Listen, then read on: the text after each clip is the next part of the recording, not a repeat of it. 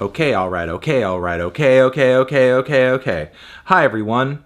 Kathany Otano here, the internet's busiest music nerd, and it's time for a review of this new Lil Baby record, It's Only Me. Atlanta rapper Lil Baby, he is back with his third full-length studio album to date, one that I've been looking forward to listening to because substantively, Baby has progressed by leaps and bounds since his last project, in my opinion, My Turn. I mean, even the front cover of this thing is trying to signify some sort of growth, showing a baby, Lil Baby, going all the way to, current day Lil Baby, and slapping it all on something that looks like Mount Rushmore. But from My Turn, Baby went on to drop tracks like The Bigger Picture, for example, which was packed with an impressive amount of social commentary. And on subsequent singles that he dropped, we saw a bit of a tone switch, focusing a lot more on themes of perseverance and personal growth. He also had that really enjoyable collaboration with Lil Durk not too long ago. Keep in mind, at this point, Lil Baby is not the most versatile rapper out there, far from it. I still think he uses autotune as more of a crutch than he really needs to, but still, when it comes to this current generation of trap rappers,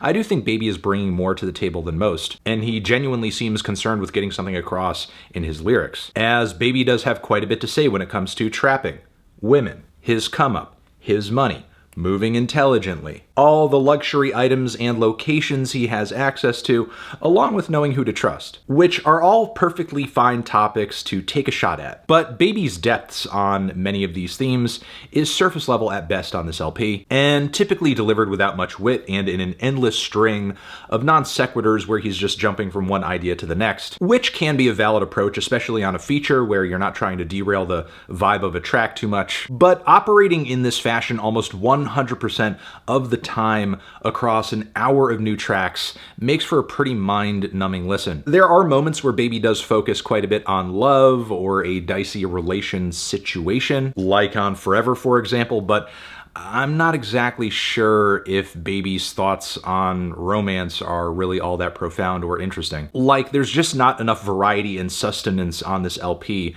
for it to sound engaging for an entire hour, which, simply put, is the most key issue I have with this album. For sure, over the past few years, Lil Baby has put in the work to not just become listenable, but actually an artist whose bars you look forward to when you see his name crop up. But the overexposure It's Only Me creates illustrates just how limited Lil Baby is still at this point in his career. Like, right now, Lil Baby scratches one stylistic itch pretty well, but truly it is just that one itch, as across this LP his flows are very one-dimensional, to the point where you might hit instances of deja vu from the first leg of the record to the last leg of the record. And despite his continued devotion to autotune on his voice, Baby's vocal delivery isn't really all that tuneful. And also, despite dealing in some pretty personal topics across this record, vocally, Lil Baby doesn't really come across all that emotionally invested. I mean, when it comes to emotional sensations, I think many of these tracks fall flat in a way, because it doesn't feel like there's any emphasis on any one thing over any other thing. It's kind of like just this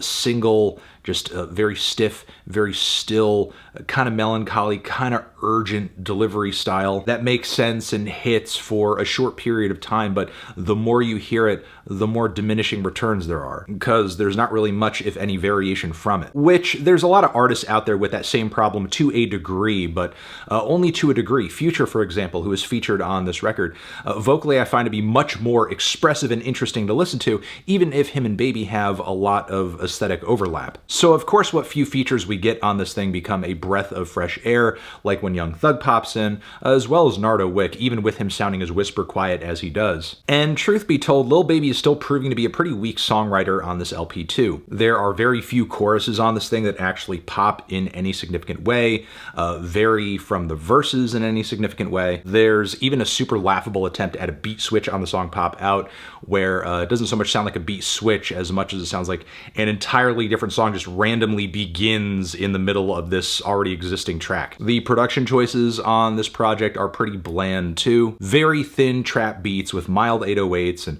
hi-hats and snares that are basically emaciated. They're so Ugh, lifeless. One of the best beats on this thing finds most of its appeal in a chipmunk vocal sample that Drake already rocked on a previous track that's far superior. I'm actually kind of surprised to see most of the writing credits on these tracks mentioning at least a handful of people, because if I didn't know any better just listening to the quality of this record, I would have assumed this whole thing was thrown together by a skeleton crew of Lil Baby, a couple of producers, and maybe an engineer, because the wide number of people involved in this project is not reflected in how homogeneous it sounds from end to end. Granted, there are a few beats that stick out here and there, but there's not so much variety across this LP that you would assume this many people had their hand in it. Digging deeper into the album, instrumentally as well as vocally, you really do have to wonder, what are tracks like No Fly Zone as well as FR adding at this point in the album that the previous 16 songs or so didn't already bring to the table? In my opinion, not much. Why are they even here? It feels not so much like we're making an album